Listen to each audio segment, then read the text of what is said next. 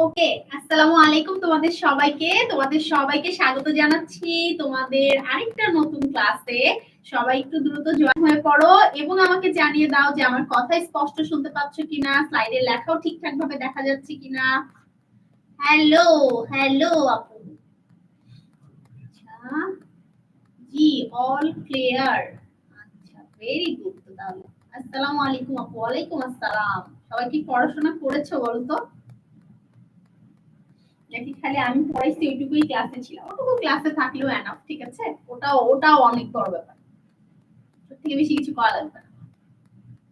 আর আজকের ক্লাসটা যখন করব তখন আমাদের পুরো অধ্যায়টা সম্পর্কে একটা ধারণা হয়ে যাবে। হ্যাঁ, মানে দেখো এখনো অনেক জায়গায় কিন্তু আমরা বই দেয় নাই, বই পাই নাই আমরা। সেখানে আমাদের একটা অধ্যায় শেষ হয়ে যাচ্ছে।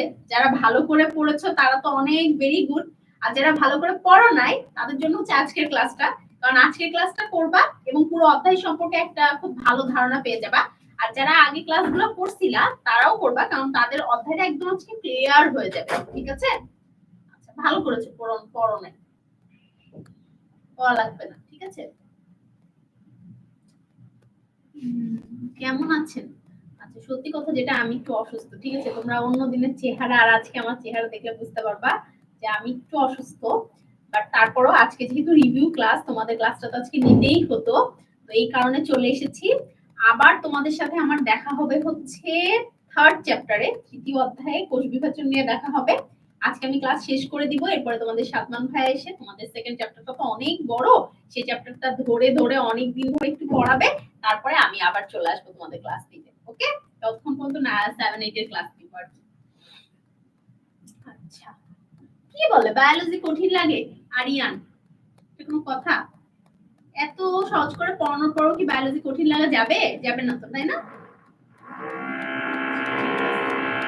যে স্ট্রিমটা থেকে দেখতে পাচ্ছ ওই স্ট্রিমটাতেই দেখো। হ্যাঁ, অন্যটাতে দেখার দরকার নেই। হ্যাঁ, এই যে শরীফুল লিখেছে ফিজিক্স কঠিন লাগে। আমারও ফিজিক্স অনেক কঠিন লাগে। আমার হচ্ছে, কিন্তু তোমার মজার ব্যাপার জানো, আমার না নিউক্লিয়ার ইঞ্জিনিয়ারিং এ পড়ার অনেক ইচ্ছা ছিল। অনেক ইচ্ছা ছিল যে ঢাকা ইউনিভার্সিটি নিউক্লিয়ার ইঞ্জিনিয়ারিং ডিপার্টমেন্টে পড়বো। তো ওটাতে তো চান্স পেতে গেলে হচ্ছে ফিজিক্সে ভালো মার্ক পাওয়া লাগে। আর ভর্তি পরীক্ষার ফিজিক্স আমার কাছে অনেক কঠিন লাগছে। তবে আমাদের ভর্তি পরীক্ষা থেকে আমাদের এইচএসসি ফিজিক্স অনেক কঠিন ছিল। 2018 সালে যখন এইচএসসি পরীক্ষা হয়েছিল তখন হচ্ছে, মানে আপু বায়োলজি তুমি বুঝতে করতে পারছো না, বুঝতে দরকার নাই, সব বুঝাই দিই। ঠিক আছে? সব বুঝাই দিই, কোনো সমস্যা নেই, একটু ধৈর্য ধরে ক্লাসে। তো যে গল্পটা বলছিলাম, তো তখন হচ্ছে আমার ফিজিক্সের কঠিন লাগতো, কিন্তু আমার খুব ইচ্ছা ছিল যে আমি নিউক্লিয়ার ইঞ্জিনিয়ারিং ডিপার্টমেন্টে পড়বো। তো তার থেকে বেশি কঠিন ছিল হচ্ছে আমার এইচএসসি ফিজিক্স, সেটা এইচএসসি ফিজিক্সে হচ্ছে আসলে ওইবার, মানে আমি পরীক্ষা দিয়েছি বলে বলছি না, তোমরা তোমাদের বড় ভাই আপুদের কাছ থেকেও শুনতে পারো। আবার যখন এইচএসসি তে উঠবা তখন দেখবা যে হচ্ছে 2018 সালে হঠাৎ করে কোশ্চিন প্যাটার্ন চেঞ্জ হয়ে গিয়েছিল এবং সব বোর্ডে একই কোশ্চিন আসছিল। এমন না যে শুধু আমার বোর্ডে প্রশ্ন হচ্ছে কঠিন আসছিল, এমনটা না। তো সব বোর্ডে কঠিন প্রশ্ন আসছিল। ওইবার আসলে এতটা ডিজাস্টার হয়েছিল যে মানে অনেকে হচ্ছে ফিজিক্সে এ প্লাস প্রচুর মিস করছিল। যারা একটু টেনে টুনে পাস করে তারা হচ্ছে পাস মিস করছে একদম।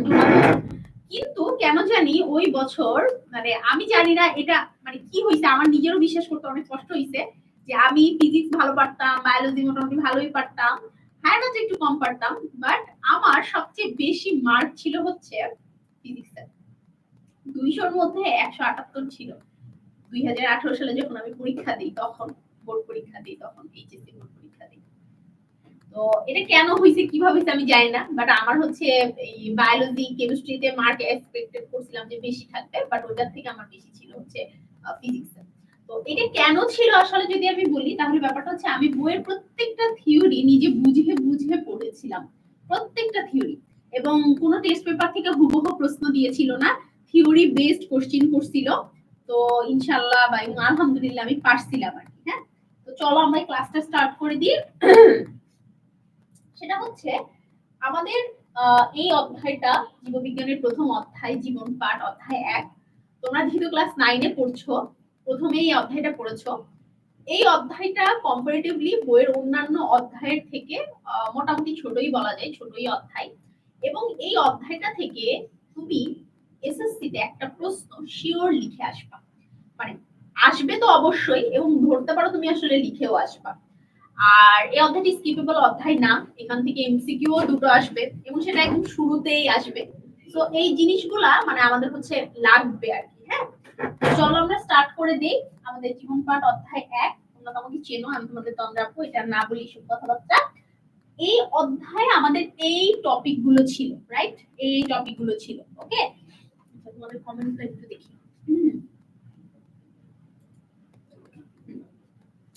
এই টপিক গুলো ছিল। এখন অধ্যায়ের মানে ক্লাসের শুরুতেই তোমরা এতদিন আমাকে জিজ্ঞেস করছো যে আপু হচ্ছে আমরা মানে নোট করব কি। তো আজকে এখন তোমরা আমি যে জিনিসটা দেখাচ্ছি এটা তোমরা নোট করতে পারো। এই টপিক গুলো তোমরা আগে লিখে নিতে পারো, ঠিক আছে? আমি যে টপিক গুলো দেখাচ্ছি বোর্ডে আছে, যদি বই না থাকে আর বই থাকলে বইয়েরই ওই অংশগুলোতে টপিক গুলোর পাশে আমি এখন লিখে দিব কোন কোন অংশ সিকিউ এবং কোন কোন, হ্যাঁ অবশ্যই ফুল অধ্যায় রিভিশন হবে, কিভাবে রিভিশন দিতে হয় এটা সেটা সবকিছু, মানে আজকের ক্লাসটা আমাদের আগের 3টা ক্লাসের থেকে হচ্ছে বেশি গুরুত্বপূর্ণ। ওকে, তো এইখানে আমি এখন লিখে দিব কোন জিনিসটা সিকিউর জন্য, কোন জিনিসটা এমসিকিউর জন্য ইম্পর্টেন্ট। এটা একদম টার্গেটেড ফর হচ্ছে বোর্ড পরীক্ষা। হ্যাঁ, একদম বোর্ড পরীক্ষার জন্য টার্গেটেড এবং অন্যান্য মাঝে ইন দা মিন টাইম 2 বছর ধরে আমরা যত পরীক্ষা দিব এই প্যাটার্ন এই সিকোয়েন্সই ফলো করা হবে। সো জীববিজ্ঞানের ধারণা এটা আমাদের কিসের জন্য ইম্পর্টেন্ট? সত্যি কথা বলতে এটা ইম্পর্টেন্ট না। হ্যাঁ, এখানে তেমন কিছু নাই, তো এটা আমি স্কিপ করছি। যেটা আমি স্কিপ করব সেটা বুঝবা যে শুধু এটা রিডিং পড়লেই হবে। হ্যাঁ, আচ্ছা, জীববিজ্ঞানের শাখাসমূহ কিসের জন্য ইম্পর্টেন্ট? জীববিজ্ঞানের শাখাসমূহ বলতে তো আসলে দুটো শাখা আছে জীববিজ্ঞানের, দুটো শাখা ছোট করে নিই। সো এই দুটো শাখায় আমাদের ইম্পর্টেন্ট কিসের জন্য? এমসিকিউ এর জন্য। এমসি, ঠিক আছে? Okay fine. এখন হচ্ছে এমসিকিউর জন্য ইম্পর্টেন্ট প্লাস এখানে যতগুলো শাখার আমরা নাম করছি, কয়টা করছি বলো তো? ভৌত জীববিজ্ঞানের কয়টা শাখা করছি আর ফলিতর কয়টা করছি বলো তো? সবাই একটু লেখো তো। সাউন্ড প্রবলেম হচ্ছে? আর ইউ শিওর সাউন্ডে সবার প্রবলেম হচ্ছে? হ্যাঁ, 11 17, ঠিক আছে, না প্রবলেম হচ্ছে না, ঠিক আছে।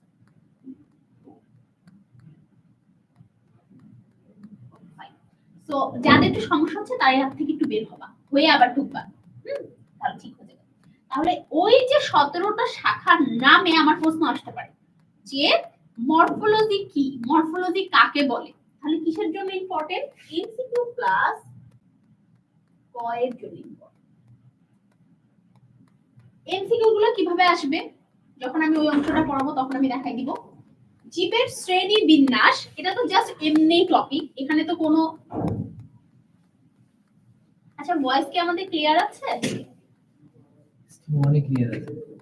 আচ্ছা, স্ট্রিম 1 থেকে দেখো তোমরা, হ্যাঁ 2 তে যাওয়ার দরকার নাই।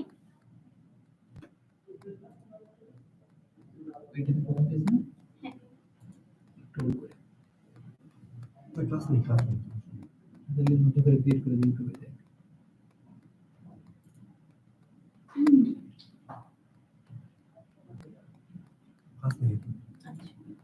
আচ্ছা, সো জীবের যে শ্রেণী বিন্যাস এটা আমরা কেন স্ট্রিম 2 তে কেন দিতে হবে? স্ট্রিমের 2 এর সাথে কি সম্পর্ক? ওয়ানে দেখো তোমরা, সমস্যা আছে কোন ওয়ানে দেখলে? হ্যাঁ, স্প্যাম করে। আচ্ছা ঠিক আছে। সো জীবের যে হচ্ছে শ্রেণী বিন্যাস এটা আমাদের কিসের জন্য ইম্পর্টেন্ট? এখানে আমাদের যে ক্যালকুলাস লিনিয়ার সংক্রান্ত যে কথাগুলো আছে ওগুলো সাধারণত এমসিকিউ তে আসে না, বাট যদি ধরে নেওয়া হয় তাহলে ওটা এমসিকিউর জন্য ইম্পর্টেন্ট, ঠিক আছে? তাহলে হচ্ছে এটা শুধু আমাদের এমসিকিউর জন্য ইম্পর্টেন্ট, এখানে অন্য কিছুই আসবে না। এই প্রয়োজনীয়তাটা আমাদের ইম্পর্টেন্ট হচ্ছে হলমার্কের জন্য, হলমার্কের জন্য ইম্পর্টেন্ট। ওকে, জীবের শ্রেণীবিন্যাস এটা হচ্ছে একদম মানে কিভাবে এটা মার্ক করা যায় বলো তো? কিভাবে মার্ক করলে তোমাদের বুঝতে সুবিধা হবে?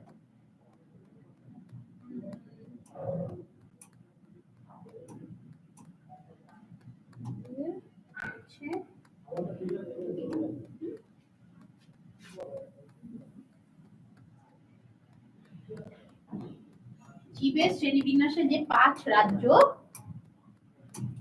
এটা আমাদের very very important for CQ, গ বা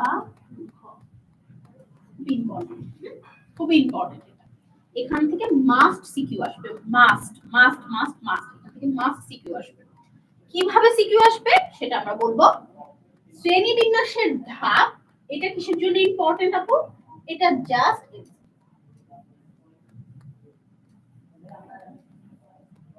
ফাইন। বিপদ নামকরণ পদ্ধতি এগেইন আমাদের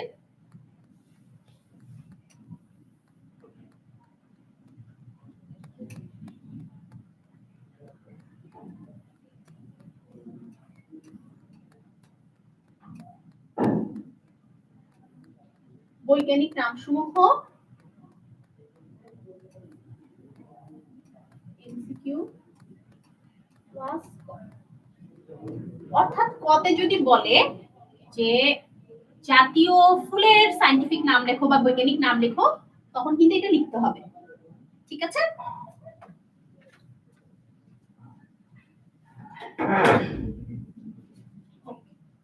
তাহলে এই জিনিসটা আশা করি সবার ক্লিয়ার।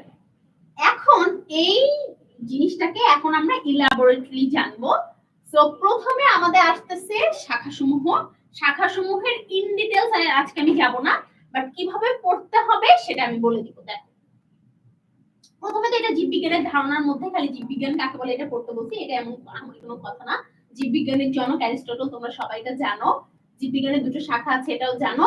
এই স্লাইডটা অর্থাৎ ভৌত জীববিজ্ঞানের যে শাখা, এটা কিভাবে এমসিকিউ আকারে আসবে। হ্যাঁ, তো এটা এমসিকিউ আকারে আসবে।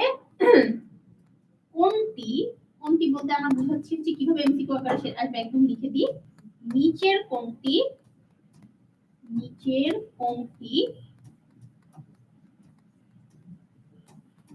ভৌত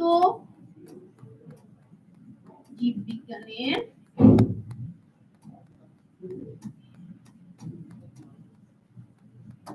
শাখা,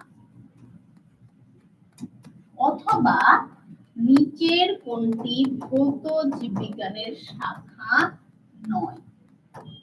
ক্লিয়ার? এমসিকিউ কোশ্চেন, এমসিকিউ প্রশ্নটা বুঝাতে পারছি?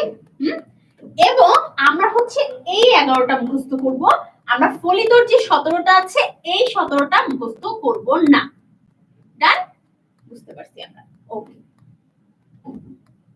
এরপরে আমাদের হচ্ছে অঙ্গ সংস্থান যেটা আছে, তারপরে আমাদের এগুলোর ভেতরে আমরা হচ্ছে রিডিং দিয়ে যাব। এমসিকিউ পারপাসের জন্য আমরা এগুলো সব এমসিকিউ পারপাসের জন্য আমরা এগুলো রিডিং দিব। এরপরে যে জায়গায় আসবো আমরা দেখি আমাদের এইভাবে হচ্ছে প্রশ্ন আসতে পারে, যে কোনো জিনিস এইভাবে ধরে ধরে প্রশ্ন আসতে পারে। সেটা তোমাদেরকে আগেও বলছি, বুঝাই দিছি। এই শব্দগুলো দিয়ে প্রশ্ন আসতে পারে, অর্থাৎ ভেতরে প্রত্যেকটা শব্দ দিয়ে প্রশ্ন আসতে পারে যে এটা কোন শাখায় আলোচনা হয় এবং এখানে কোন কোন জায়গাগুলো ভুল হয় সেটা হচ্ছে বলে দিয়েছি, তাই না? আচ্ছা, তো এইভাবে আমাদের জীববিজ্ঞানের হচ্ছে ভ্রূণবিদ্যাতে আমাদের আসতে পারে যে ভ্রূণের সৃষ্টি হয় কোন শাখায়, তারপরে মানে আলোচনা করা হয়, তারপরে নিষিক্ত জাইগোট কোন শাখায় আলোচনা করা হয়, জননকোষের উৎপত্তি কোন জায়গায় আলোচনা করা হয়। তো তোমাদের স্পেসিফিক্যালি ভৌত জীববিজ্ঞান এবং ফলিত জীববিজ্ঞানের মধ্যে কোনো সমস্যা থাকলে আমাকে বলো, স্পেসিফিক্যালি কোনো সমস্যা থাকলে। হ্যাঁ, সবাই একটু বলো দ্রুত করে, কোনো সমস্যা আছে এই জীববিজ্ঞানের শাখার মধ্যে? আর স্পেসিফিক্যালি যা সমস্যা আছে সেটাও বলো। ওকে, আচ্ছা, নাই, এখানে আমাদের আশা করি কোনো সমস্যা নাই, কারণ তোমাদের কিন্তু প্রতিটা ওয়ার্ড সহই আমি বুঝাইছি। কোনো আচ্ছা, ফলিত পুরো বাদ, আচ্ছা ফলিত পুরো বাদ দিতে বলিনি, ফলিতর অংশটার নাম মুখস্থ করতে নিষেধ করেছি। হ্যাঁ, শুধু হচ্ছে ভৌতটার নাম মুখস্থ করলে আমরা ওটা অটো পেরে যাব।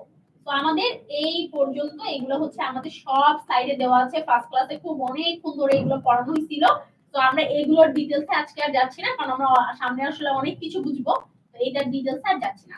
এখান থেকে আসি, এখান থেকে আমাদের ক্যারোলাস লিনিয়াস সম্পর্কিত এই অংশটা আমরা একটু পড়বো। এই অংশের মধ্যে কি কি পড়বো আমি একটু দাগাই দিচ্ছি স্পেসিফিক্যালি। সেটা হচ্ছে আমাদের উনি যে সুইডিশ সায়েন্টিস্ট ছিলেন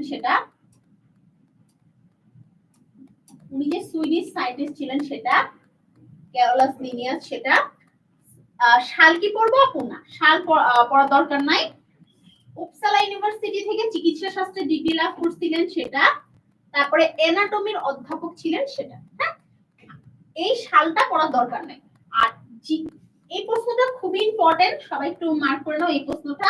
জীববিজ্ঞানকে দুটি ভাগে ভাগ করেছিলেন, জীব জগৎকে দুটা ভাগে ভাগ করেছিলেন, এটা খুব ইম্পর্টেন্ট। অ্যানাটমি হচ্ছে কোনো কিছুকে কাটলে যে জিনিসটা দেখা যায়, তোমার যদি আমি হাতটা এখন কেটে ফেলি, কেটে যদি আমি দেখি যে হাতের এই অংশগুলোর ভেতরে অংশগুলোতে কি কি ছিল, তাহলে সেটা হচ্ছে আমার অ্যানাটমি। হ্যাঁ, হ্যাঁ বই থেকেই পড়াচ্ছি। ওকে, তো উনি জীবজগতে আচ্ছা তোমাকে এখানে তোমাদেরকে একটা ডিসক্লেমার দিয়ে দিই। হ্যাঁ, সেটা খুবই ভালো ডিসক্লেমার। বই আসলে একই আছে, দুই একটা ইনফরমেশন চেঞ্জ হইতে পারে, মানে দুই একটা ইনফরমেশন হয়তো তোমার বই থেকে কেটে দিতে পারে, এমন হইতে পারে, কিন্তু এটা আগের বইতে ছিল। ঠিক আছে, সো আমাদের কিন্তু গাইড গুলোতে এই প্রশ্নগুলো আছে। তো এই প্রশ্নগুলো আমরা অনেক সময় পরীক্ষায় গিয়ে পাবো, মানে আমরা বোর্ড প্রশ্নেও গিয়েও আমরা পেয়ে যাব, আর আমরা হচ্ছে স্কুলের প্রশ্নে গিয়েও পাবো। ঠিক আছে, তো সেই অনুযায়ী স্লাইডটা তৈরি করা হয়েছে। তো এইটা তোমরা হচ্ছে একদম মানে পুরোটা করে ফেলবা। তো এটা খুবই ইম্পর্টেন্ট একটা প্রশ্ন যে জীব জগৎকে দুই ভাগে ভাগ করছে কে। এই যে পরবর্তীতে বোটানিতে মানে পরবর্তীতে আমরা যে জানবো যে জীব জগৎকে উদ্ভিদ বিজ্ঞান এবং প্রাণী বিজ্ঞানে ভাগ করা হয়েছে, এই ব্যাপারটা হচ্ছে যে আমার এখান থেকে হয়েছে, এই জিনিসটা আমরা হচ্ছে এমসিকিউর জন্য এখান থেকে পড়ে ফেলবো। তাহলে এইটুকু পড়লেই হচ্ছে। আর শ্রেণী বিন্যাসের জনক তো হচ্ছে আমাদের ক্যালোলাসথেনিয়াস, এটা আমরা জানি, জনকের ব্যাপারটা ক্লিয়ার। এই স্লাইডটা আমরা বলেছিলাম যে আমাদের হচ্ছে সিকিউর জন্য ইম্পর্টেন্ট, খ মার্কের সিকিউর জন্য। এবং এই স্লাইডের কোন অংশগুলো, এখান থেকে কি বলেছিলাম 1 2 3 4 5টা, রাইট? সো 5টা পয়েন্টের 5টা শব্দ মুখস্থ করতে বলছিলাম। কোন কোন শব্দ একটু দ্রুত দাগাই দেই। দল উপদল এই শব্দটা, তারপরে জ্ঞানকে সঠিকভাবে সংরক্ষণ এই শব্দটা, তারপর হচ্ছে আমাদের সংক্ষিপ্তভাবে উপস্থাপন এই শব্দটা, তারপর প্রতিটি জীবকে শনাক্ত করে তার নামকরণের ব্যবস্থা, তার নামকরণের শব্দটা, আর মানব কল্যাণের প্রয়োজনীয়তা। এই শব্দগুলো খালি পড়তে বলছিলাম। হ্যাঁ, এটা তো আর তেমন কিছু বোঝানোর নাই। মার্গুলিস না ক্যালোলাসথেনিয়াস না, মার্গুলিস শোনো, মার্গুলিস হচ্ছে জাস্ট জীব জগৎকে 5 রাজ্য 2 রাজ্য, ওই রাজ্যের কনসেপ্টে গেলে আমরা মার্গুলিস হুইটেকারকে স্মরণ করব। শ্রেণীবিন্যাস মানে ক্যালোলাসথেনিয়াস, সবসময় মনে রাখবো। জীবজগৎকে রাজ্যের শ্রেণীবিন্যাস মানে রাজ্যের শ্রেণীবিন্যাস করার ক্ষেত্রে মার্গুলিস হুইটেকার, এই মানে আর আদারওয়াইজ অন্য সব জায়গায় ক্যালোলাসথেনিয়াস। হ্যাঁ, এই জন্য ক্যালোলাসথেনিয়াসের আমরা এই ইনফরমেশন গুলো পড়ছি। আছে এখানে আমি একটু লিখেও দেই এটা আমরা কিসের জন্য পড়লাম। এই স্লাইডটা আমরা পড়লাম হচ্ছে এমসিকিউ এর জন্য, রাইট? এটা আমরা এমসিকিউ এর জন্য পড়ছি। আর এটা হচ্ছে আমরা পড়ছি হচ্ছে সিকিউ। কোন সিকিউ? সিকিউ ফর হচ্ছে কমার। হ্যাঁ, আর তোমরা অনেক সময় প্রশ্ন করো আপু সিকিউতে কয়টা প্রশ্ন, মানে খতে আসলে কয়টা কোশ্চেনে ইয়ে লিখবো, গতে আসলে কয়টা লিখবো, সেটাও আমি একটু দিয়ে দিই। দেখো, যদি খ মার্ক আসে, খ মার্কের জন্য 2 মার্ক থাকে না, তো 4টা পয়েন্ট লিখবো। পয়েন্ট সংখ্যা, পয়েন্ট সংখ্যা কোনটাতে কতটা লিখবো। আচ্ছা, তারপরে গতে আসলে কয়টা লিখবো? গতে আসলে 6টা। যদি পয়েন্ট ছোট ছোট হয়, ছোট পয়েন্ট হলে 9টা, বা সময় থাকা সাপেক্ষে 9টা। ছোট হলে বা সময় থাকলে কয়টা পয়েন্ট? সময় থাকলে হচ্ছে 9টা পয়েন্ট। আর ঘয়ের জন্য অলওয়েজ 8টা পয়েন্ট। বুঝতে পেরেছো? এই যে এই প্যাটার্নটা সবসময় ফলো করব, এবং সবসময় মাস্ট পয়েন্টের নাম দিব। পয়েন্টের কি দিব? নাম দিব, নাম অবশ্যই। আর যদি আমরা পয়েন্টের নাম দেই তাহলে আমার আবার কি লাগবে না বলো তো? পয়েন্টের নাম দিলে আমার হচ্ছে এই 9টা পয়েন্টের দরকার নেই, কারণ 6টা পয়েন্টই আনা, কারণ প্রতিটা পয়েন্টের হচ্ছে আমার মানে এটা অনেক বেশি, তাৎপর্যটা অনেক বেশি, রাইট? আচ্ছা, আজকে কয়টা ক্লাস হবে? আজকে একটাই ক্লাস হবে, তোমাদের 9 এর আজকে একটাই ক্লাস। গরুর বৈজ্ঞানিক নাম হচ্ছে বস ইন্ডিকা। আচ্ছা, সো এবার ক্যালোলাসথেনিয়াস তো উনি বললেন যে জীবজগৎকে 2 ভাগে ভাগ করা যায়। এর পরবর্তীতে প্রাণী জগৎকে রাজ্যে মানে ভাগ করার একটা প্রস্তাবনা শুরু হলো। হ্যাঁ, সো রাজ্যে ভাগ করার প্রস্তাবনাতে, এটা তো আমাদের হচ্ছে সুপার কিংডম ক্লাসিফিকেশন, এগুলো আমরা জানি। এই স্লাইডটা আমরা এমসিকিউর জন্য অনেক ইম্পর্টেন্ট। এই স্লাইডে যে এমসিকিউ আছে, সেই এমসিকিউতে আমরা জানি যে আর.এইচ. হুইটেকার উনি হচ্ছে 1969 সালে, এখানে সালটা লাগবে। আমি কিন্তু সব জায়গায় সালের কথা বলছি না, আমি শুধুমাত্র এই জায়গাটাতে সালের কথাটা বলছি, শুধুমাত্র এই জায়গাটাতে। হ্যাঁ, অন্য কোনো জায়গায় আমি সালের কথা বলছি না, শুধুমাত্র এই জায়গাটাতে। শুধুমাত্র এই জায়গাটা। Okay? শুধুমাত্র এই জায়গাটাতে আমি সালের কথা বলছি, আমি অন্য কোনো জায়গায় সালের কথা বলিনি। তো পরবর্তীতে আরএইচ হুইটেকারের শ্রেণীবিন্যাসের বিস্তারিত রূপ দেন মার্গুলিস, এটা দরকার নাই, সামারিটা দেখেন। মার্গুলিস উনি কি বলছেন? উনি বলছেন যে হচ্ছে দুটা সুপার কিংডম হবে। মার্গুলিস, দেখো মার্গুলিসের নামের অংশ হচ্ছে দুইটা। হ্যাঁ, হুইটেকারেরও নামের অংশ দুইটা, বাট আরএইচ হুইটেকার অনেক বড় নাম না, আরএইচ হুইটেকার, তো চারটা। ও হচ্ছে যেন 5 রাজ্য দিছে, আর মার্গুলিস উনি পরে আসছে, এসে হচ্ছে উনি দুটো সুপার কিংডম দিছে। তো এটা সাল সহ নাম সহ মনে রাখতে হবে যে 5 জগৎ হচ্ছে আমার হুইটেকার, সাদামাটা মনের মানুষ ছিলেন, ইনি এই মার্গুলিস গুলি মারালো, ভেজাল করতে করে এসে দুইটা ক্লাসিফিকেশন দিয়েছে। সবাই ক্লিয়ার? আরএনএ হচ্ছে রাইবোনিউক্লিক অ্যাসিড, এটা আমরা 12 চ্যাপ্টার পড়ার সময় খুব ডিটেইলসে পড়বো। হ্যাঁ, যখন আমরা 12 নম্বর চ্যাপ্টার পড়বো, আরএনএ হচ্ছে আমাদের কোষে থাকে। আচ্ছা, দোয়েল পাখির বৈজ্ঞানিক নাম তোমরা বলো তো, দোয়েল পাখির বৈজ্ঞানিক নাম কি? আমাকে জিজ্ঞেস করছো কেন? এটা পড়াইছি তো। আচ্ছা, তো 5 রাজ্য কি এই রাজ্যকে, তাহলে এই স্লাইডটা আমাদের কিসের জন্য ইম্পর্টেন্ট ছিল? এই স্লাইডটা আমাদের ইম্পর্টেন্ট ছিল এগেন এমসিকিউ এর জন্য, রাইট? এখন চলে আসে আমাদের সমস্যার জায়গা, যে এই যে আমাদের 5টা রাজ্য, আমাদের পরীক্ষায় যে সিকিউ আসবে, এখন তুমি বোঝো আগে যে পরীক্ষায় সিকিউ গুলো কিভাবে আসবে, এটা একটু লিখে নাও। হ্যাঁ, পরীক্ষায় সিকিউ গুলো কিভাবে আসবে এটা আগে লিখে নাও, যে রাজ্যের সিকিউ গুলো কিভাবে আসবে। দেখো, রাজ্যের যে সিকিউ গুলো আছে, রাজ্যের সিকিউ কিভাবে আসবে, কিভাবে আসবে রাজ্যের সিকিউ বলতো? প্রথমে আসতে পারে যে কোনো একটা রাজ্যের বৈশিষ্ট্য, যে কোনো রাজ্যের কি আসতে পারে? বৈশিষ্ট্য আসতে পারে, রাইট? তো যে কোনো রাজ্যের বৈশিষ্ট্য চলে আসলো আমার প্রথমটা। আচ্ছা, এরপরে হচ্ছে যে কোনো দুইটা বা তিনটা রাজ্যের তুলনা, তুলনা বা পার্থক্য, এটা আসতে পারে। তাহলে বৈশিষ্ট্য জানা থাকে, আমরা কিন্তু অলরেডি পার্থক্য করতে পারবো, রাইট? আচ্ছা, এরপরে যে জিনিসটা চলে আসতেছে সেটা হচ্ছে দুইটা বা তিনটা রাজ্যের তুলনা বা পার্থক্য, এটা চলে আসতে পারে। এরপর আসতে পারে রাজ্যগুলোর মধ্যে, রাজ্যগুলোর মধ্যে, তো রাজ্যগুলোর মধ্যে বলতে আমরা কি বোঝাচ্ছি? গুলো বলতে আমরা বোঝাচ্ছি দুইটা, তিনটা, চারটা অথবা পাঁচটা, পাঁচটা রাজ্যগুলোর মধ্যে কে উন্নত, কে উন্নত, ঠিক আছে? তাহলে আমাদের হচ্ছে সিকিউ প্রশ্ন কি কত ভাবে আসতে পারে দেখো তো, আমাদের এভাবে আসতে পারে, এভাবে আসতে পারে, আর এভাবে আসতে পারে। ক্লিয়ার সবাই? এখন আমরা একটু বুঝি যে শ্রেণীবিন্যাসের একক কি। শ্রেণীবিন্যাসের একক তো এগুলোই, জগৎ, পর্ব, শ্রেণী, বর্গ, গোত্র, গণ, প্রজাতি, এগুলো হচ্ছে এক একটা একক। সো এই তিন ভাবে আমাদের সিকিউ প্রশ্নটা আসতে পারে। তো রাজ্যের বৈশিষ্ট্য তো এটা আমরা বুঝছি। 2 নম্বর হচ্ছে দুটো বা তিনটা রাজ্যের মধ্যে তুলনা বা পার্থক্য করতে দিবে। এখন তোমরা আমাকে বলো, আমি তোমাদেরকে ফানজাই, প্লান্টি, অ্যানিমিলিয়া এই তিনটা একসাথে পার্থক্য করে পড়াইছি না? তাহলে ফানজাই, প্লান্টি, অ্যানিমিলিয়ার পার্থক্য আসে সবসময়, অথবা মনেরা, প্রোটিস্টার পার্থক্য আসে। কি বললাম?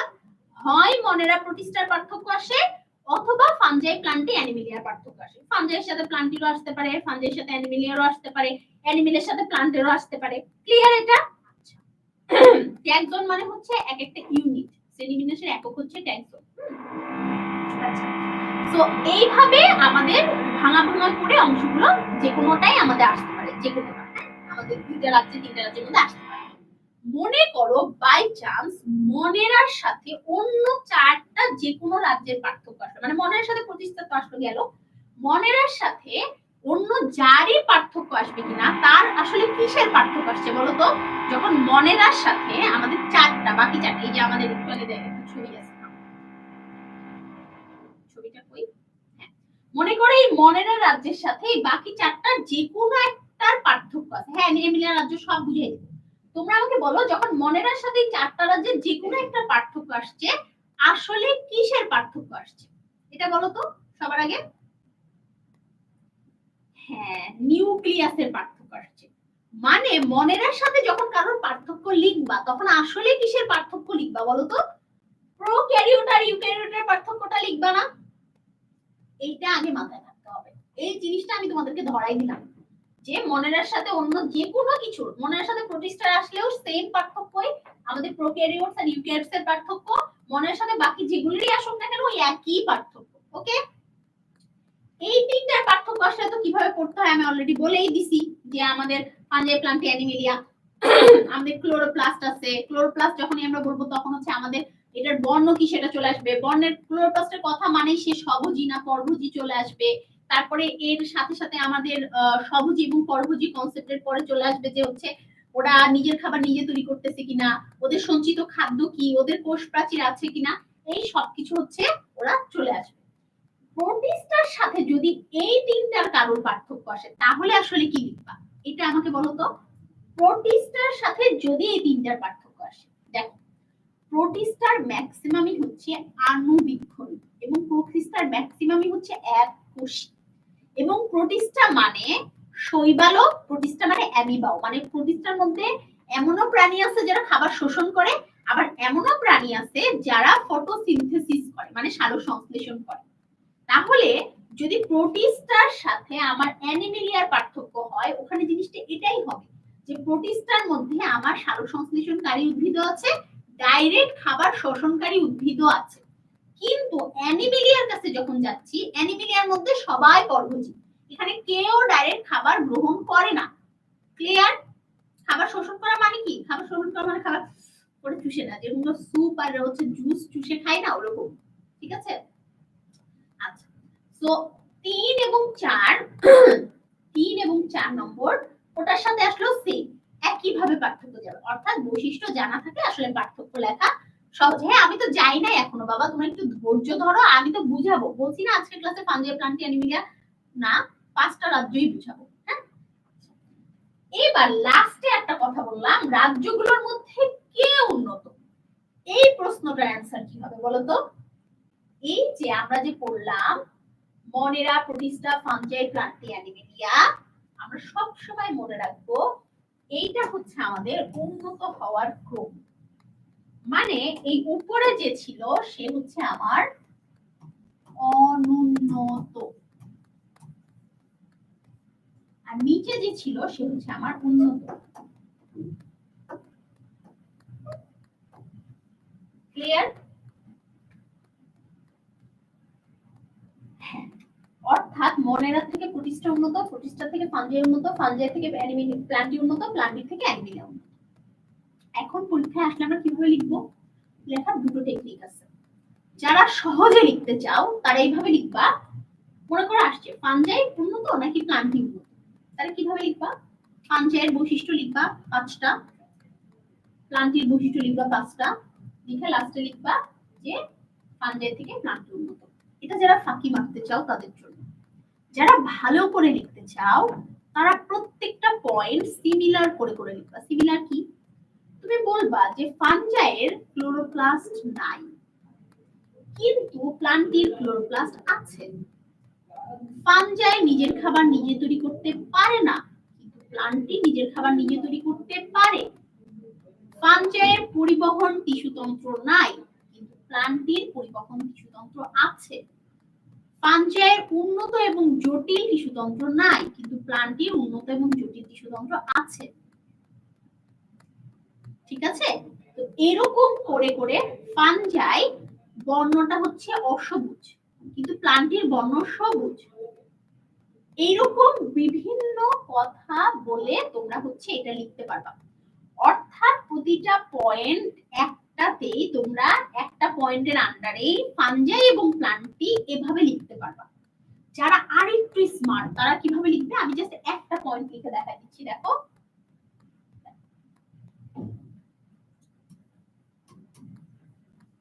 খাদ্য গ্রহণ,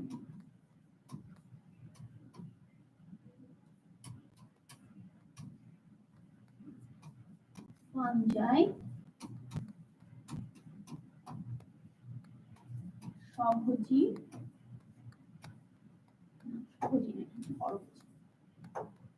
পরভোজী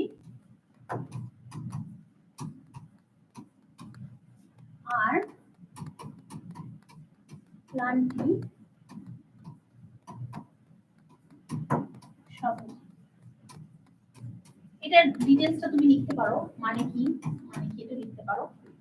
2 নম্বর ক্লোরোপ্লাস্ট ফাঞ্জাই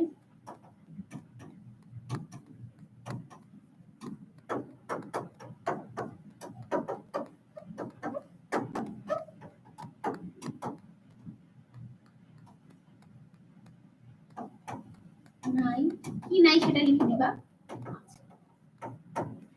যারা আরেকটু স্মার্ট ওয়েতে লিখতে চাও তারা এইভাবে লিখবা।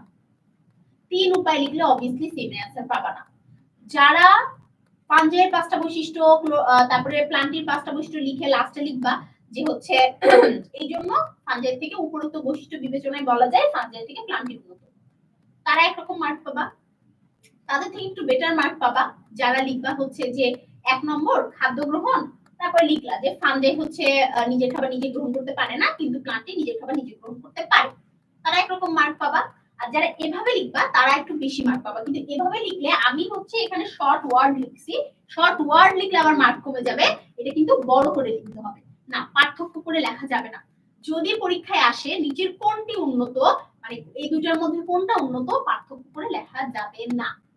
ঠিক আছে, এটা মনে থাকতে হবে, পার্থক্য করে লেখা যাবে না, পার্থক্যের ছক কেটে লেখা যাবে না। আর যখন আমরা পার্থক্য লিখবো তখন আমরা পার্থক্যও 3টা করে ছক কেটে লিখবো। তোমরা অলরেডি একজন হচ্ছে আমার নামটা মনে আসছে না, ওর নামটা এ দিয়েছিল, আরাফাত মেবি হবে, ও হচ্ছে খুবই সুন্দর টার্টেল এবং টর্টয়েসের হচ্ছে পার্থক্যগুলো লিখছে, খুবই সুন্দর হয়েছে ওর লেখাটা। ও সুন্দর করে এই সাইডে একটা কলাম করছে, ওই কলামেও পার্থক্যের বিষয়গুলো লিখছে, তারপরে ও 2টা কলাম করছে, একটাতে ও টার্টেল একটাতে টর্টয়েস লিখছে। তো 3টা কলাম করে পার্থক্য লিখতে হবে, এটা হচ্ছে সবথেকে বেটার ভার্সন। হ্যাঁ, করে রেজিস্ট্রেশন দেওয়া হয় 3 দিন 14 দিন 7 দিন 15 দিন। ঠিক আছে, বলে দিন যে কেউ যদি উল্টোপাল্টা কমেন্ট করে বা একই কমেন্ট বারবার করে। আচ্ছা শোনো, এই যে যারা হচ্ছে মানে ক্লাসের মধ্যে দুষ্টুমি করে অন্যদের মনোযোগ বিঘ্নিত করতেছো, তাদেরকে যদি একবার ব্যান করে দেওয়া হয় একদম কিন্তু 2 সপ্তাহ পর্যন্ত আর হচ্ছে মানে কোনো কথাই বলতে পারবে না ক্লাসে। 2 সপ্তাহ মানে কিন্তু আধা মাস শেষ, ঠিক আছে, ক্লাসের মধ্যে ঢুকতেও পারবা না। তো অনেক লস হয়ে যাবে কিন্তু 2 সপ্তাহে কিন্তু ক্লাস হচ্ছে অনেক হয়ে যায়। 1 সপ্তাহে 15টা ক্লাস হয়, 2 সপ্তাহে 30টা ক্লাস হয়ে যায়। কি ভালো হবে? ভালো হবে না। এই জন্য একই বারবার করে না। গ্যামেট সেল কি পরে বলবো, ঠিক আছে, আমি পড়াইনি, আমি তো প্রশ্ন করতে দিব, আজকে তো প্রশ্নেরই ক্লাস তাই না, আজকে তো খুব প্রশ্নই করব আমরা সবাই। আচ্ছা, তো আমরা এই জিনিসটা তাহলে আই হোপ যে আমরা ক্লিয়ার করে বুঝছি যে আমাদের যে কোনো রাজ্যের বৈশিষ্ট্য মানে এই বৈশিষ্ট্যগুলো আমরা এইভাবে আসতে পারি। এখন আমরা চলে যাই, আমরা এই 5টা রাজ্যের বৈশিষ্ট্য আমরা সুন্দর করে এখন বুঝবো। দেখো, তোমরা অলরেডি মনেরা এবং প্রোটিস্টার বৈশিষ্ট্য বোঝো, তোমাদেরকে বারবার বলেছিলাম মনেরার বৈশিষ্ট্য মানে প্রোক্যারিওটার বৈশিষ্ট্য, প্রোটিস্টার বৈশিষ্ট্য মানে ইউক্যারিওটার বৈশিষ্ট্য। প্রো মানে কি সবাই বলো তো, প্রো মানে কি? প্রো মানে হচ্ছে আদি, প্রো মানে হচ্ছে আদি। আর ইউ মানে কি? ইউ মানে হচ্ছে প্রকৃত। ক্যারিয়ন মানে কি? ক্যারিয়ন মানে নিউক্লিয়াস, আমাদের সবার মনে আছে। তাহলে আদি নিউক্লিয়াস হচ্ছে এমন পারফেক্ট হবে না। পারফেক্ট হবে না মানে কি? পারফেক্ট হবে না মানে নিউক্লিওলাস থাকবে না, নিউক্লিয়ার মেমব্রেন থাকবে না, অর্থাৎ ওর নিউক্লিয়াস সুগঠিত নয় এবং সুগঠিত। যার সুগঠিত নয় তার আরেকটা বৈশিষ্ট্য কি? নিউক্লিওলাস ও নিউক্লিয়ার মেমব্রেন থাকে না। এবং যে সুগঠিত তার বৈশিষ্ট্য কি? তার নিউক্লিয়ার মেমব্রেন ও নিউক্লিওলাস থাকে। এবং এই যে আমাদের সুগঠিত না হওয়ার জন্য যেটা হয়, যার নিউক্লিয়ার মেমব্রেনটা নাই, যার বাইরের লেয়ারটা নাই, তার এই জিনিসগুলো সাইটোপ্লাজমে ছড়ানো থাকবে। এটা কি ভালো জিনিস? এত মূল্যবান জিনিস, সবসময় মূল্যবান জিনিস কি করতে হয়? মূল্যবান জিনিস কি করতে হয় বলো তো? কালেক্ট করে সুন্দর করে নিজের কাছে রাখতে হয়। জিনিসের যত্ন করতে হয়, যে কোনো জিনিসের যত্ন করতে হয়। সেটা তোমার রেজাল্ট বলো, তোমার বন্ধুত্ব সম্পর্ক বলো, বা তোমার কোন একটা প্রিয় জিনিস বলো, সবকিছুর যত্ন করতে হয়। তুমি যত্ন যেটার করবা না সেটা তোমার লাইফ থেকে চলে যাবে। তাহলে এই জিনিসটা বাইরে বেরোয় থাকা কি ভালো? ভালো না। তাহলে আমাদেরকে যত্ন করতে হবে। তাহলে আদি কোষে যেটা বাইরে বেরোয় থাকে, নিউক্লিয়াস কি এটা আমরা জানি না এখনো, ক্লাস 9 এ পড়ি। আমাদের কোষের ভেতরে যে একটা গোল্লা জিনিস থাকে, এই দেখো এটা একটা কোষ, এই কোষের মধ্যে এই জিনিসটা হচ্ছে আমার নিউক্লিয়াস, ঠিক আছে? যেটা সব কাজ করে, কোষ কিভাবে কি করবে না করবে সব বলে দেয়। আচ্ছা, এরপরে এখানে কোনো ধরনের ঝিল্লিবদ্ধ কোষীয় অঙ্গাণু থাকে না। এই যে এতগুলো অঙ্গাণু আদি কোষে, এগুলো কিচ্ছু থাকবে না, খালি কি থাকবে? খালি রাইবোসোম থাকবে। এগুলা কিচ্ছু থাকবে না, খালি রাইবোসোম থাকবে। আর প্রকৃত কোষে আমার সব থাকবে, রাইবোসোমও থাকবে, অন্যান্য অঙ্গাণু থাকবে, সব ডান। এরা এককোষী মানে ইউনিসেলুলার, এরা হচ্ছে এককোষী এবং বহুকোষী দুই রকমই হতে পারে। যারা আমার প্রোটিস্টা ছিল তারাই ম্যাক্সিমাম হচ্ছে আমার এককোষী, প্রোটিস্টারাই ম্যাক্সিমাম এককোষী। তবে বহুকোষী মানে এককোষীর মধ্যে আমার হচ্ছে ফাঞ্জাইও আছে। এককোষী ফাঞ্জাইয়ের নাম কি? ইস্ট।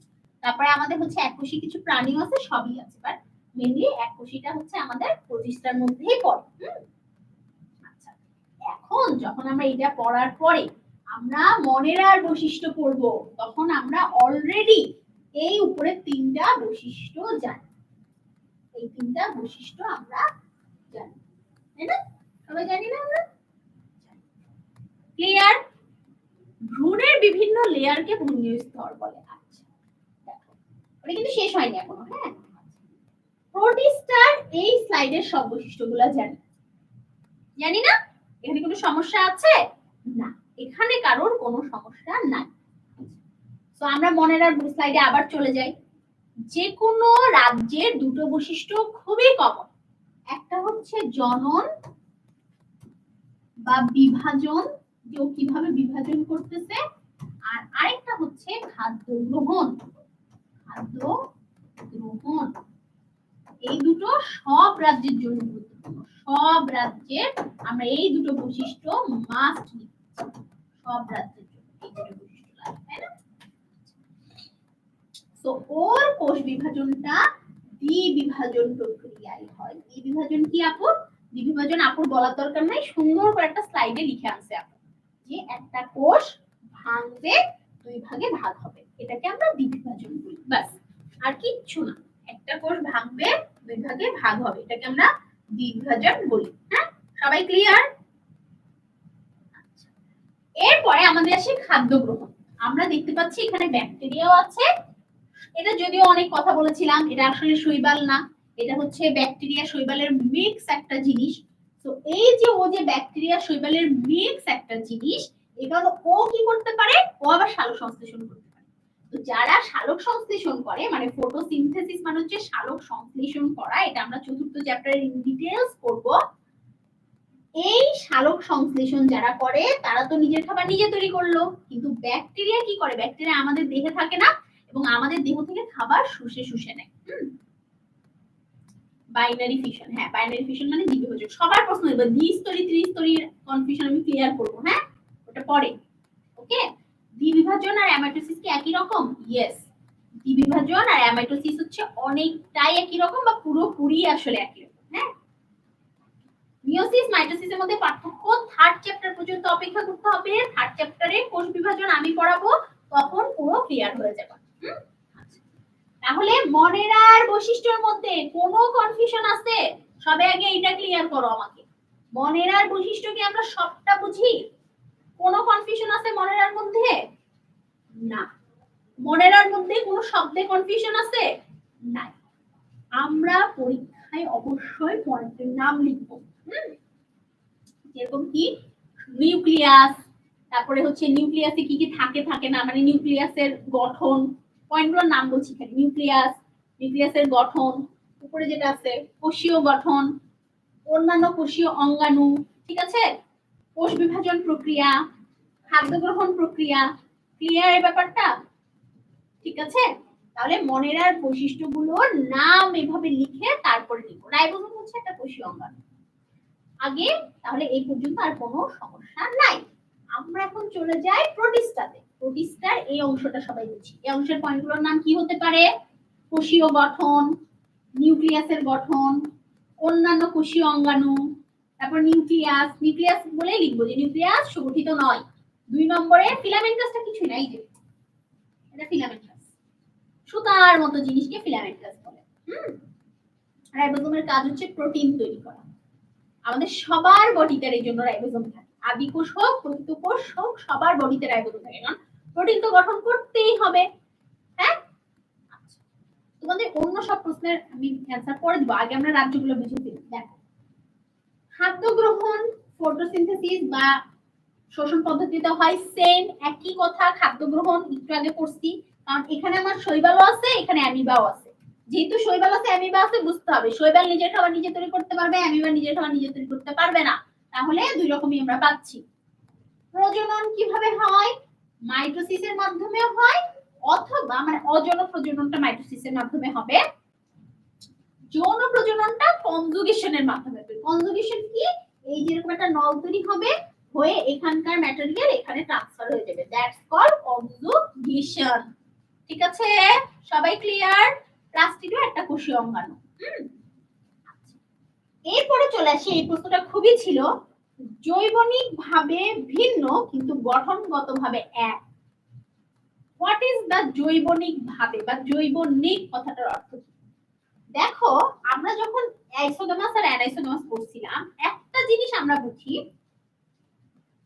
এই জায়গাতে একটা হচ্ছে পুরুষ জনন কোষ, একটা হচ্ছে স্ত্রী জনন কোষ। হ্যাঁ, এই জায়গাতে খুব ক্লিয়ারলি বোঝা যাচ্ছে যে একটা পুরুষ জনন কোষ, একটা স্ত্রী জনন কোষ। কিন্তু ওই জায়গাতে আমরা সিগনিফিকেন্টলি আলাদা করতে পারছি না, বাট ওরা কিন্তু একজন পুরুষ জনন কোষের কাজ করে, আরেকজন স্ত্রী জনন কোষের কাজ করে। সাপোজ যে বড় সে আমাদের স্ত্রী জনন কোষের কাজ করবে, আর যে ছোট সে আমাদের পুং জনন কোষের কাজ করবে। ওকে, তাহলে ওদের জৈবনিক ভাবে মানে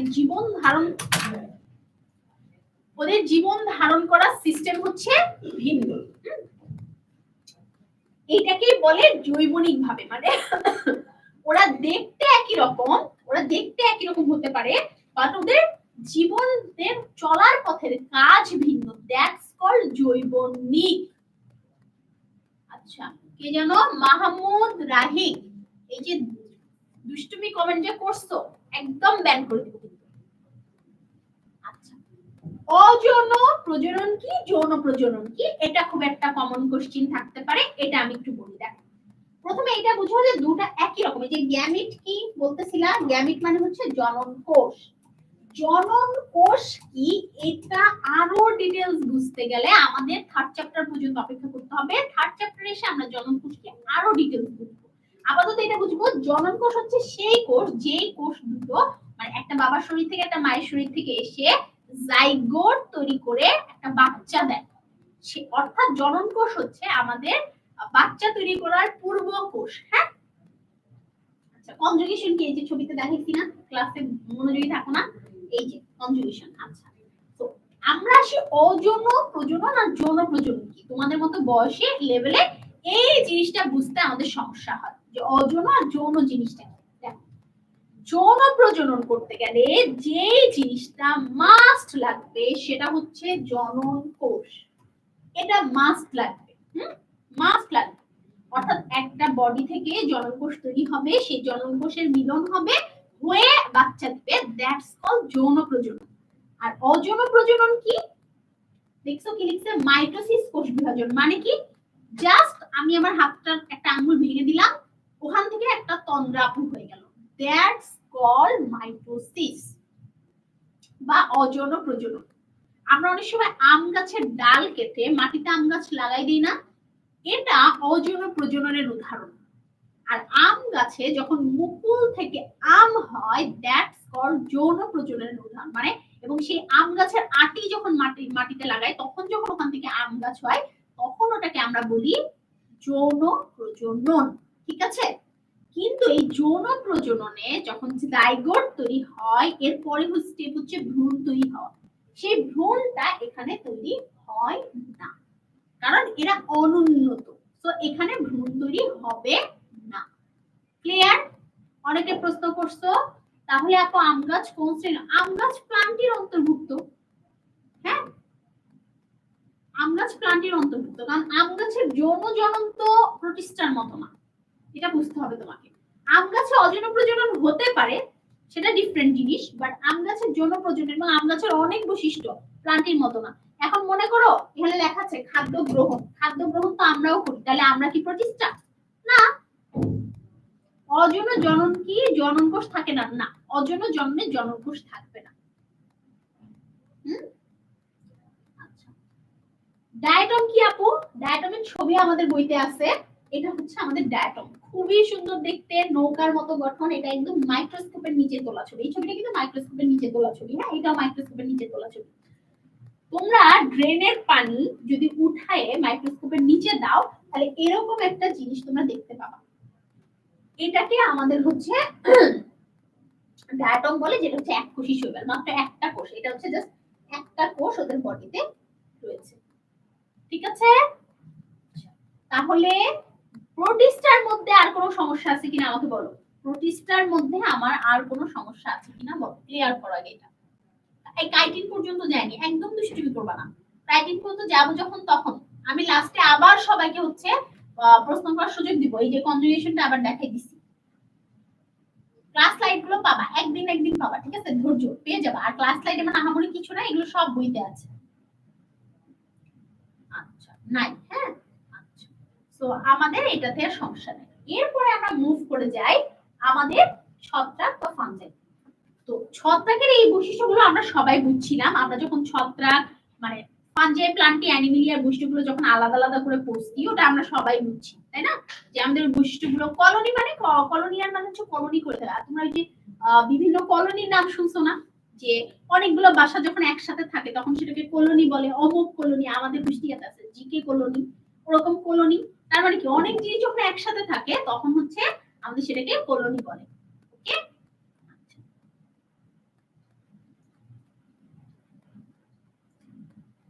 হ্যাঁ, বগুড়া কলোনি এরকম। তো এই পর্যন্ত আমরা সবাই বুঝি। মৃতজীবী বা স্যাপ্রোফাইট মানে কি?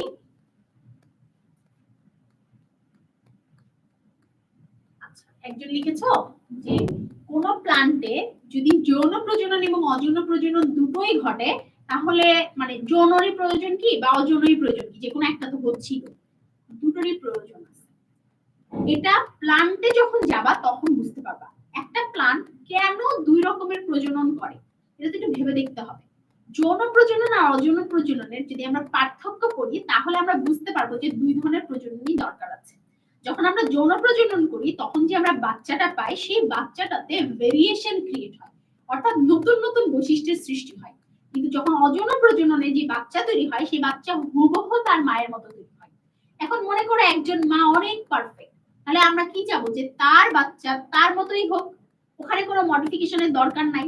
কিন্তু আমরা যদি দেখি ওই মা অতটা পারফেক্ট না, তার মধ্যে কিছু কিছু বৈশিষ্ট্য আছে যেটা না হলেই ভালো, তাহলে আমরা চাবো যে ওই বাচ্চার মধ্যে মা আর বাবার মিলিত বৈশিষ্ট্য যাক, তাহলে সেখানে যৌন প্রজনন ভালো। এছাড়াও এমন সিচুয়েশন হয় যখন যৌন প্রজনন করা পসিবল হয় না। এটা plants to plants, organism to organisms vary করে, ঠিক আছে? তখন সেটা হয় না। আমাদের দেহে কি অযৌন জনন ঘটে? না। যারা অনেক উন্নত তাদের অযৌন প্রজনন ঘটেই না। যারা একেবারে নিম্ন তাদের যৌন প্রজনন ঘটে না।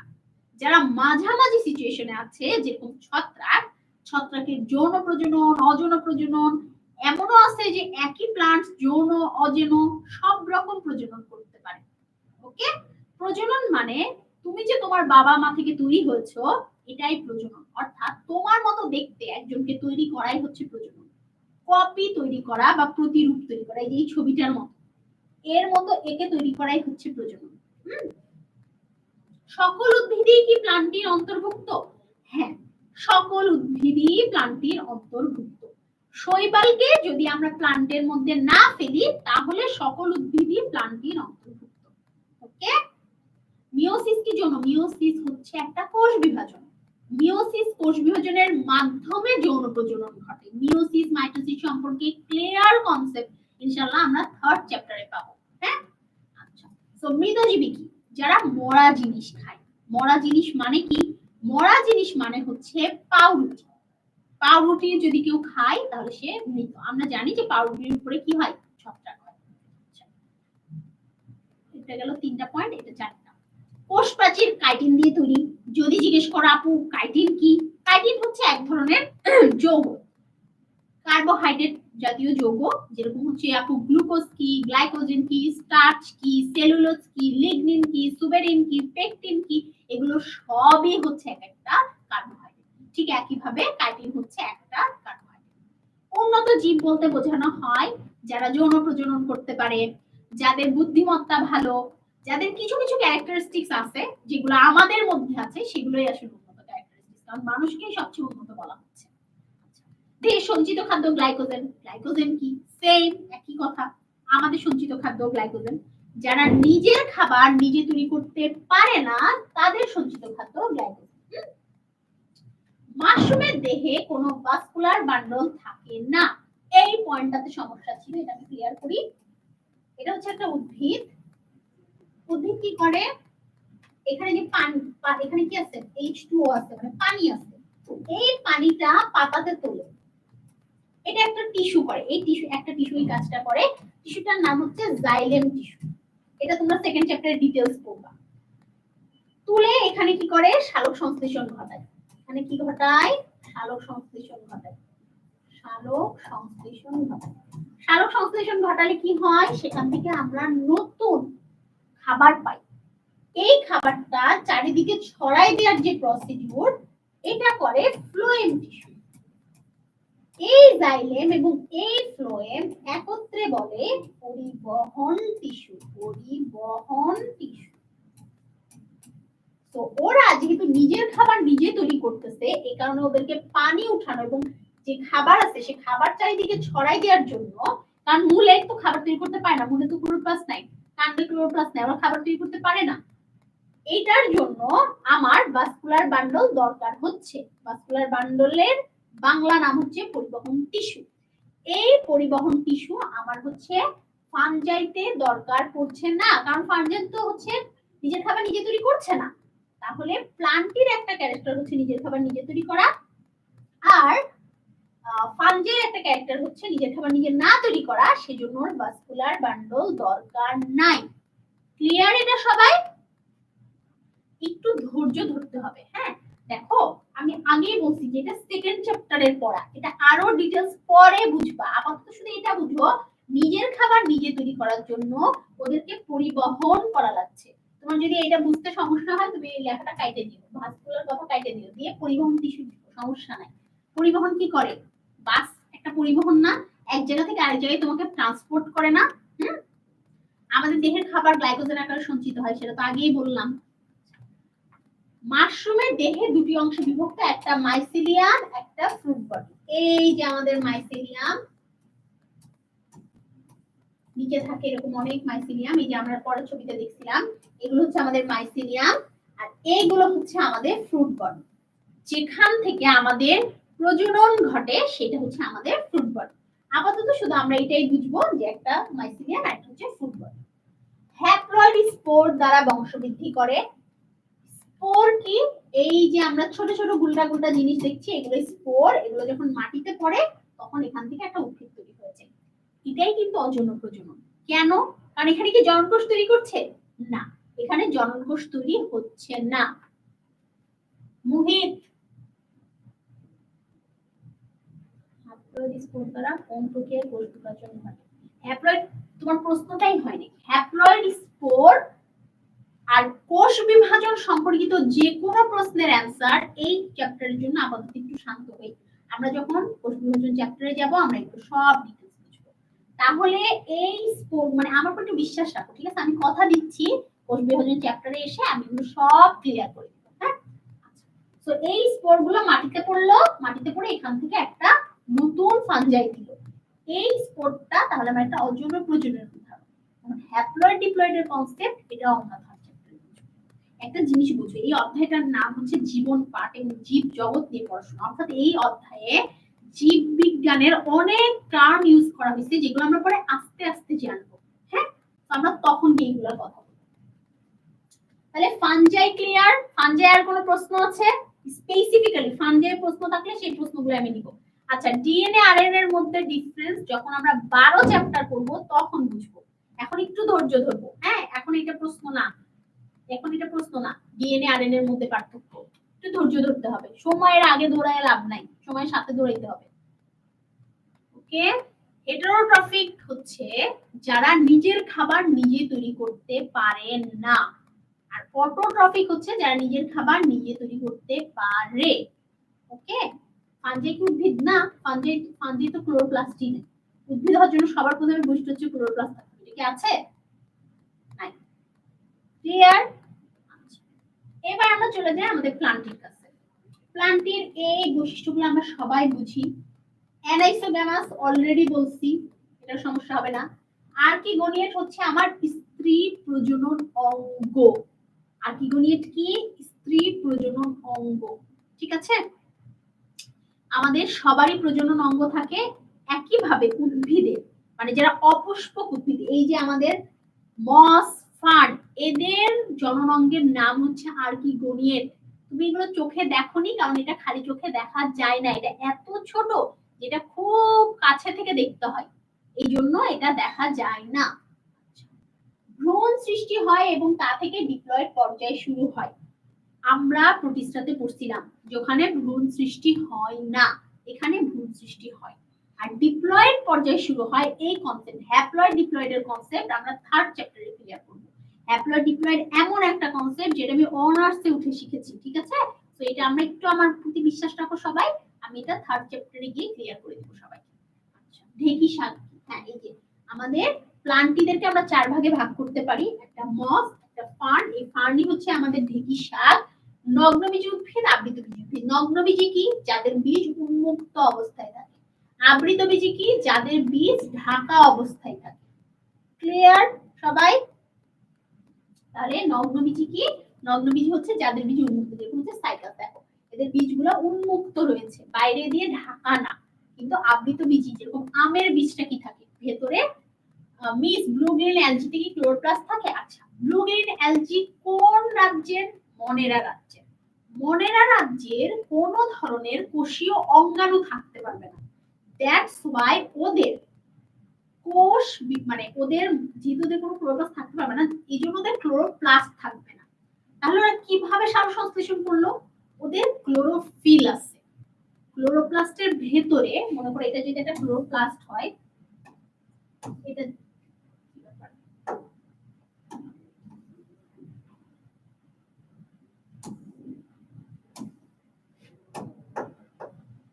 স্লাইডটা একটু হ্যাং করছে। কোন একটা ক্লোরোপ্লাস্টের ভেতরে আমাদের হচ্ছে যে ডট অংশটা থাকে, সেটা হচ্ছে আমাদের যে ডট অংশটা থাকে ক্লোরোপ্লাস্টের ভেতরে, সেটা হচ্ছে আমাদের ক্লোরোফিল। হ্যাঁ, তো ওদের ক্লোরোফিল থাকে।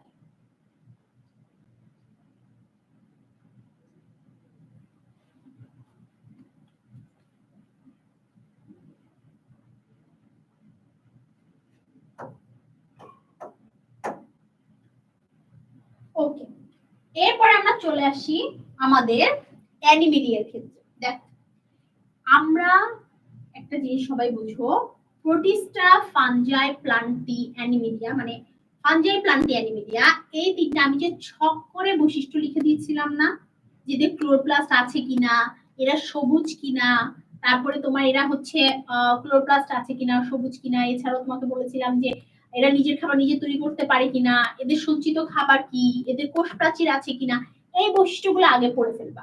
তাহলে এই যে হেটারোট্রপিক, এই ধরনের কনসেপ্টগুলো আগে ক্লিয়ার হয়ে যাবে।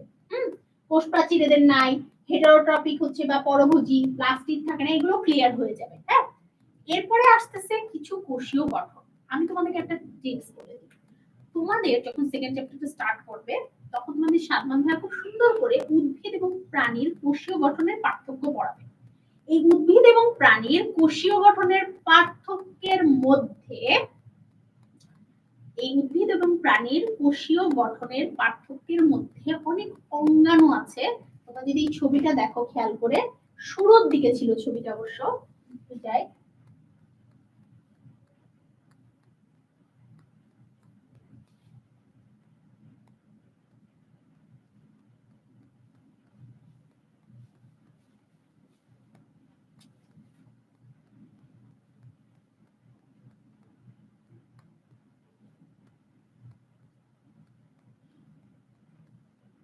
এই যে দেখো, এই পার্থক্য যখন পড়াবে না, হ্যাঁ এই পার্থক্যটা উদ্ভিদ কোষ এবং প্রাণী কোষের পার্থক্য। এখানে হচ্ছে উদ্ভিদ কোষ আছে, এরকম একটা কোষ আছে হচ্ছে প্রাণী কোষ। এই উদ্ভিদ কোষ এবং প্রাণী কোষের যখন পার্থক্য পড়াবে, এইটা দিয়ে তোমরা অনেক অনেক অনেক অ্যানিমিলিয়া এবং প্লান্টের পার্থক্য দিতে পারবা। তো অ্যানিমিলিয়া এবং প্লান্টের পার্থক্য নিয়ে চিন্তিত হওয়ার দরকার নেই। এখন প্রশ্ন আসে সেন্ট্রিওল কি? সেন্ট্রিওল হচ্ছে একটা অঙ্গ, যেটা অঙ্গাণু, মানে এরকমই একটা অঙ্গাণু। এটা ডিটেইলস তোমরা সেকেন্ড চ্যাপ্টারে গিয়ে শিখবা। এই অঙ্গাণু হচ্ছে আমাদের উদ্ভিদ কোষে থাকে না, প্রাণী কোষে থাকে। ঠিক আছে? আর ক্লোরোপ্লাস্ট এবং ক্লোরোফিলের মধ্যে পার্থক্য হচ্ছে, এটা হচ্ছে আমাদের ক্লোরোপ্লাস্ট। এই ক্লোরোপ্লাস্টের মধ্যে এরকম একটা ডট অংশ থাকে, এরকম ডট অংশ থাকে। মানে এটা যদি একটা ক্লোরোপ্লাস্ট হয়, এই ক্লোরোপ্লাস্টের মধ্যে এমন একটা ডট অংশ থাকে, সেই ডট অংশটা হচ্ছে একটা পিগমেন্ট, একটা রঞ্জক পদার্থ, যে কি করতে পারে, যে সূর্যের আলোটাকে সরাসরি হাম করে খেয়ে ফেলতে পারে। ওই সূর্যের আলোটাকে খাওয়ার জন্যই ও হচ্ছে নিজের খাবার নিজে তৈরি করতে পারে, কারণ সূর্যের আলো দিয়েই সালোক সংশ্লেষণ হয়। ঠিক আছে? আচ্ছা, ফানজাই প্ল্যান্টি অ্যানিমিলিয়া ছক আকারে তোমাদের লেখাই নাই, এটা কি শিওর তোমরা? আচ্ছা না লিখলে আমি এখনই লিখে দিচ্ছি, সমস্যা নেই, এটা লিখে দিচ্ছি। হ্যাঁ, এটা নিয়ে প্যারা খাওয়ার দরকার নেই, এটা আগে আমরা শেষ করি, পরে লিখে দিচ্ছি, খুবই সহজ। দেখো এরপরে আসতেছে অ্যানিমিলিয়াতে। তাহলে সেন্ট্রিওল বুঝলাম, এরা চলনে সক্ষম, এটা তো বুঝি।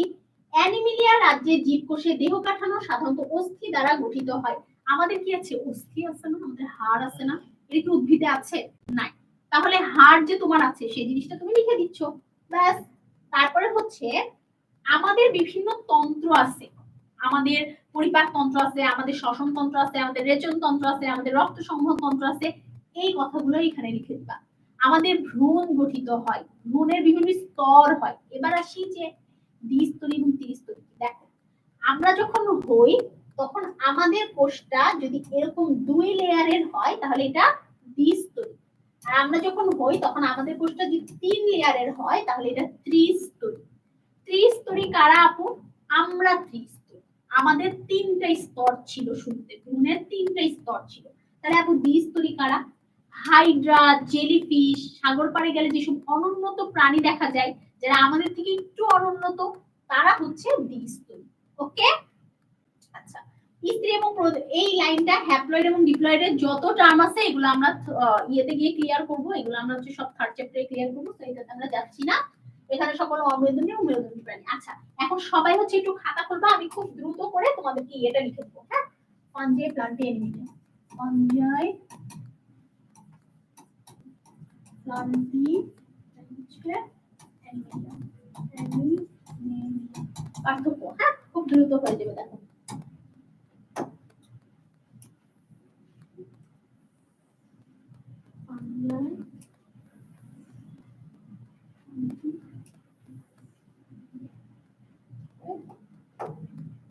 পার্থক্যের বিষয়, পার্থক্যের বিষয় প্রথমে কি সিকোয়েন্সিয়ালি যাব, পর পর ফলো করতে করতে যাব। প্রথম টপিকটা কি? প্রথম টপিকটা কি বলো তো? ক্লোরোপ্লাস্ট।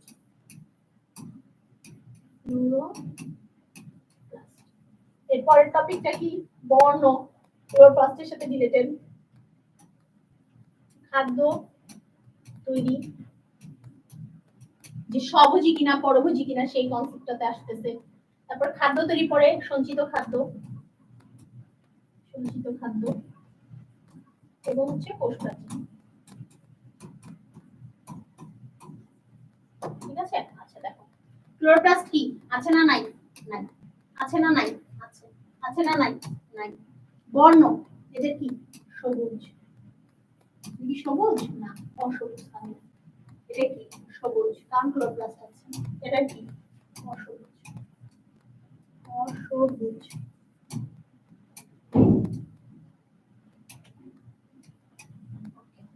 খাদ্য তৈরি। এরা কি? ফাঞ্জাইরা কি বলতো? পরভোজী, মানে পরের খাবার খায়। এরা কি? স্বভোজী। স্বভোজী মানে অটোট্রফিক।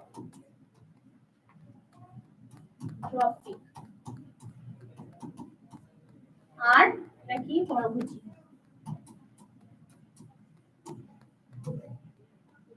এটা হচ্ছে হেটেরোট্রফিক।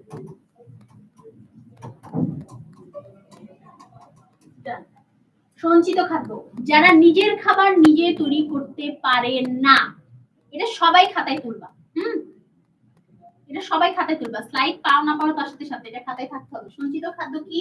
সঞ্চিত খাদ্য হচ্ছে আমাদের যারা নিজের খাবার নিজে তৈরি করতে পারে না, তাদের সঞ্চিত খাবার হচ্ছে গ্লাইকোজেন। যারা এই প্রশ্ন করবা গ্লাইকোজেন কি, আগেই বলে দিচ্ছি, এগুলো সব এক একটা কার্বোহাইড্রেট। গ্লাইকোজেন। আর এটা কি? এটা হচ্ছে এক্সেপশনাল। এক্সেপশনালটা কি? স্টার্চ বা শ্বেতসার। শ্বেতসার। ডান। কোষ প্রাচীর কাইটিন। কোষ প্রাচীর সেলুলোজ।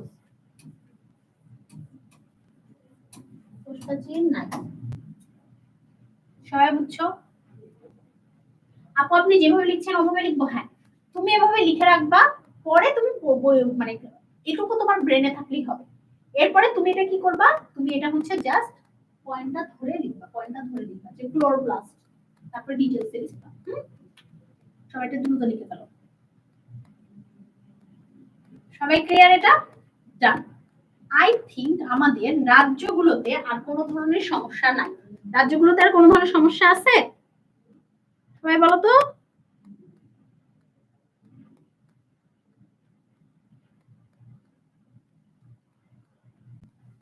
রাজ্যগুলো কি আর কোনো সমস্যা আছে? আর যে পয়েন্টগুলো সিমিলার না সেগুলো বই থেকে পড়বো আমরা। এগুলো হচ্ছে সিমিলার পয়েন্ট। যেমন দেখো অ্যানিমিলিয়াতে সিমিলার পয়েন্টগুলো লেখার পরে তুমি নিজের দিকে তাকাবা যে তোমার কি কি আছে, বা তুমি কি কি উদ্ভিদ এবং প্রাণী কোষের পার্থক্য জানতা, সেগুলো লিখবা। বাস। ওকে, তাহলে আমাদের হচ্ছে এটা শেষ, অ্যানিমিলিয়া শেষ। আমাদের কালকের ক্লাসটা আমার এটা রিপিট করা দরকার নাই। আমাদের হচ্ছে এই যে হিউম্যান ক্লাসিফিকেশন, যেটা ছিল সেটা আমরা এমসিকিউর জন্য করব। হিউম্যান ক্লাসিফিকেশন যেটা ছিল এটা এমসিকিউর জন্য করব, এটা সো এটা আর যাচ্ছি না। আর এরপরে হচ্ছে ওইটা আমরা সিকিউর জন্য করব। আর বাকি এখানে সবই এমসিকিউ, লাস্টে খালি জাস্ট বিপদ নামকরণের এই যে ইয়েগুলো আমাদের ধাপগুলো আছে, এই ধাপগুলো হচ্ছে আমরা সিকিউর জন্য করব। এটা আগেই বলেছি, এটা আমাদের লাগতেছে না। হ্যাঁ, তোমরা এবার দ্রুত নষ্টকে কি ধরনের বিভাজন ঘটে? নষ্টকে হচ্ছে বাইনারি ফিশন ঘটে। হ্যাঁ, দ্বিবিভাজন ঘটবে, অনন্য তো এই জন্য। আচ্ছা, তো এই জিনিসগুলোতে আমরা যাচ্ছি না, এই জিনিসগুলো আমরা কালকে পড়ে ফেলছি। আমরা এখন কয়েকটা সিকিউ দেখবো, তার আগে তোমাদের কোনো সমস্যা থাকলে সেটা হচ্ছে আমি সমাধান করে দিই আগে। এটা হচ্ছে আমাদের সিকিউ, এটা আমাদের বোর্ড পরীক্ষা আসছিল, সিকিউ 1। একটু মিলাই নাও, দেখো হিস্টোলজি কাকে বলে? হিস্টোলজি কাকে বলে মানে কি? টিস্যু তন্ত্র বা টিস্যু বিদ্যা কাকে বলে? আমরা বলেছি যে আমাদের শাখাগুলা ক মার্কের জন্য ইম্পর্টেন্ট। তো আসে গেছে। শৈবাল কিভাবে খাদ্য তৈরি করে? ক মার্কে সবসময় একটু ক্রিয়েটিভিটি কোশ্চেন করা হয়, তো সেভাবেই করা হচ্ছে। এক্স এবং ওয়াই হচ্ছে একটা আমাদের মনেরা, একটা হচ্ছে আমাদের ফাংশন। এই দুটো ভিন্ন সুপার কিংডমের অন্তর্ভুক্ত, তাদের বসিয়া দৃশ্য ব্যাখ্যা করো। অর্থাৎ সুপার কিংডম 1 এবং সুপার কিংডম 2, এক কোনটা? প্রোক্যারিওটস এবং ইউক্যারিওটস এর পার্থক্য আমরা পড়ছি না? প্রচুর প্রোক্যারিওটস ইউক্যারিওটস এর পার্থক্য পড়ছি। জেড এবং ওয়াই কোনটা উন্নত?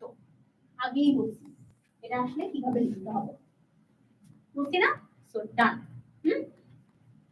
সেকেন্ড সিকিউতে যাই। আচ্ছা আপু, আচ্ছা আর কোন প্রশ্ন আছে? একটু প্রশ্ন থাকলে করো। সেম আবার কোশ্চেন আসছে, এটাও বোর্ড কোশ্চেন, 22 সালে আসছে। জীবাশ্ম বিজ্ঞান বা প্যালিওঅন্টোলজি কি? ইংলিশ সহ লিখবা, এভাবে আসলেও ইংলিশ সহ লিখবা। প্রজাতির টিকে থাকায় বিবর্তন কেন গুরুত্বপূর্ণ? এটা আমাদের 12 চ্যাপ্টার থেকে আসছে, তো এই চ্যাপ্টারে এটা না। উদ্দীপকের শেষ জীবটির নামকরণের পদ্ধতি ব্যাখ্যা করো। শেষ জীবটি হচ্ছে রুই মাছ। রুই মাছের সায়েন্টিফিক নাম হচ্ছে ল্যাবিওরোহিতা। ল্যাবিওরোহিতা। এইটার পদ্ধতি যে 8টা শিখেছি ওটা ব্যাখ্যা করতে হবে। রাজ্যতাত্ত্বিক তুলনা, রাজ্যগুলোর মধ্যে তুলনা করতে হবে, অর্থাৎ পার্থক্য লিখতে হবে। শিখিয়ে দিয়েছি অলরেডি। কি কি রাজ্য আছে? মাশরুম, স্ট্রবেরি, রুই মাছ, ফানজাই, প্লান্টি, অ্যানিমিলিয়া। একটু আগে যে ছক কাটলাম ওইটা, একটু আগে যে ছক কাটছি ওইটা, বাট 8টা বৈশিষ্ট্য মিনিমাম লিখতে হবে। হ্যাঁ, আচ্ছা, তো এটা গেল আমাদের 3 নম্বর দিতে যাই। আর্কিগোনিয়াম কি? আর্কিগোনিয়াম হচ্ছে স্ত্রী প্রজনন অঙ্গ, যা প্লান্টি রাজ্যের অন্তর্ভুক্ত উদ্ভিদের মধ্যে দেখা যায় বা জীবের মধ্যে দেখা যায়। ইউক্যারিওটস বলা হয় কেন এটা পারবা। পি এবং কিউ, এটা ডবল হয়ে গেছে। পি এবং কিউ মানে ফানজাই এবং অ্যানিমিলিয়া, ফানজাই এবং অ্যানিমিলিয়া। সো ফানজাই এবং অ্যানিমিলিয়া কেন ভিন্ন সেটা, কোনটা সরল থেকে জটিল হইছে সেটা, বাস ডান। এবার কারো কোনো প্রশ্ন থাকলে সবাই একটু দ্রুত করে ফেলো, দ্রুত, ঠিক আছে? আমাদের কিন্তু এই চ্যাপ্টারটা শেষ। 4টা তো আর পড়ানোর কিছু নাই, 4টা তো খুবই সহজ, 4টা যা দেখছো তাই।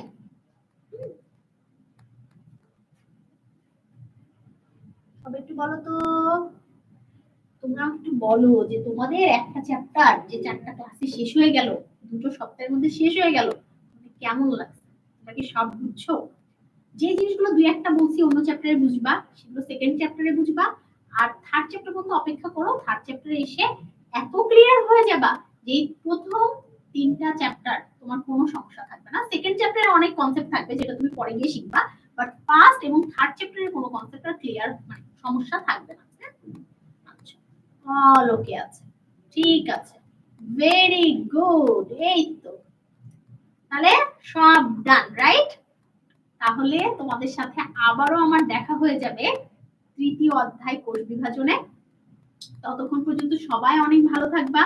আজকের ক্লাস শেষে তারপরও আমি একটা পোস্ট দিয়ে দিব, পোস্টে অবশ্যই জানাবা ক্লাস কেমন লাগছে এবং নিজেরাও পোস্ট করে জানাতে পারো কেমন লাগছে। কমিউনিটিতে পোস্ট করতে পারো, ফেসবুকে পোস্ট করতে পারো, যেখানে ইচ্ছা পোস্ট করতে পারো।